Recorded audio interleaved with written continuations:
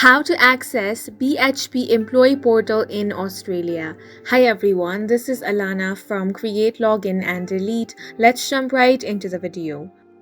BHP Limited was registered in Victoria on August 13, 1885. It engages in discovery, development, production and marketing of iron ore, copper, oil and gas, diamond, silver, lead, zinc, and range of other natural resources. If you are the employee of BHP and you want to log in, you simply want to open up any web browser and then head over to careers.bhp.com. Then click on the BHP Employee Login option.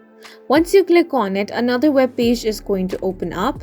Now on the login portal, you want to enter your BHP email. Once you have entered that, click on the next option. Then on another page, you will have to enter your password and then you will be able to sign into your account. If you're facing any difficulty while accessing your account, click on this link. Then select your account type. Here, in order to recover your account, begin by entering your email or username. After that, you want to enter the characters in the picture or audio below. Now click on the next option. After that, you want to follow the on-screen prompts in order to recover your account.